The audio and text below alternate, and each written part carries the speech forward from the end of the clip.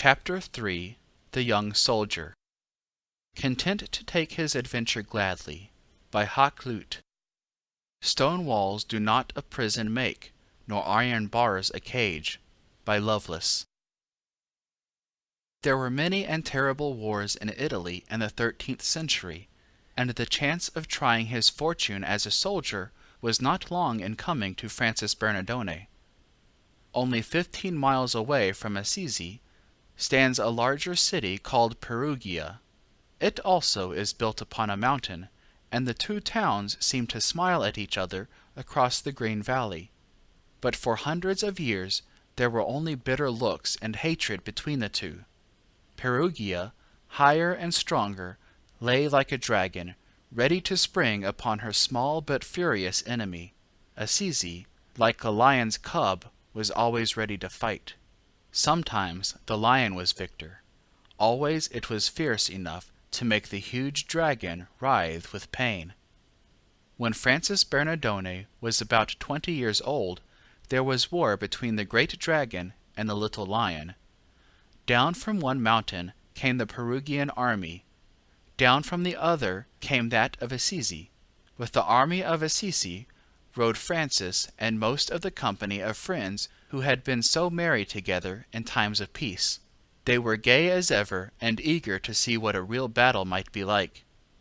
The armies met in the plain and fought by the riverside near a tiny town called Ponte San Giovanni, the bridge of St. John. This time the Perugians were too strong for the Assisians, and the young soldier's first combat was a defeat. One day taught him all the horrors of a field of battle.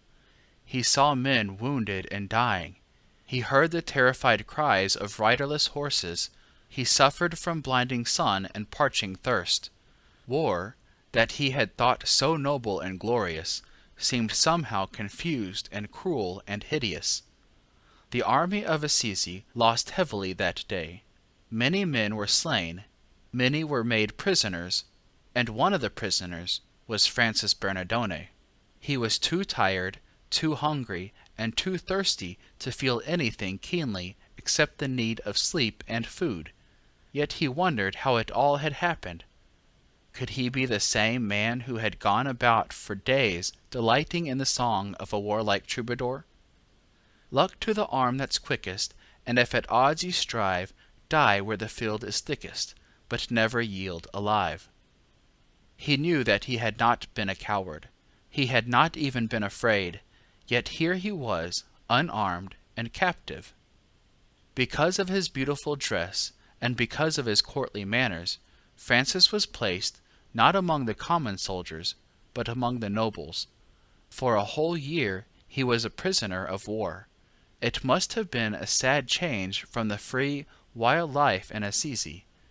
Captives, even if of noble rank, were not softly treated in old times, and though Francis and his companions may not have suffered serious hardships, the long confinement was, in itself, a cruel thing to bear.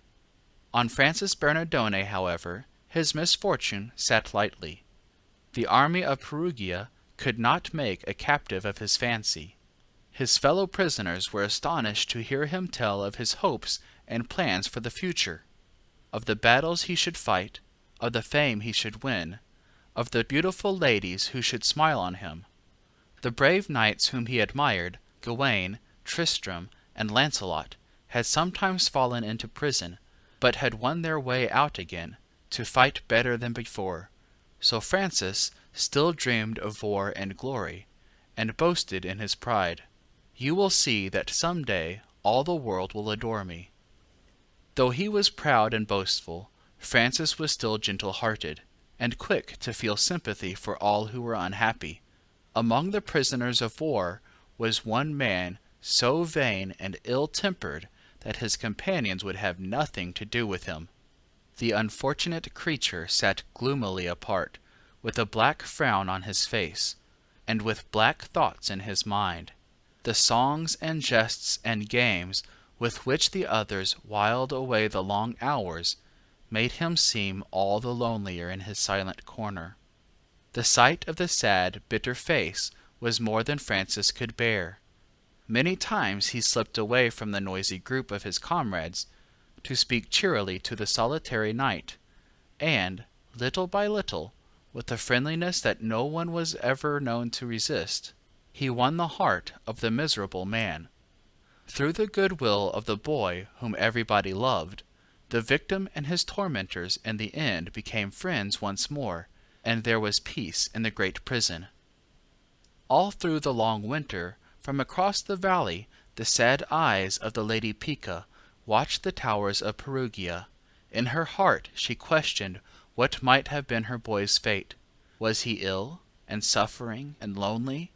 When would he come back to her? She seemed still to hear him singing, as on the morning when he had ridden out so blithely to his first battle.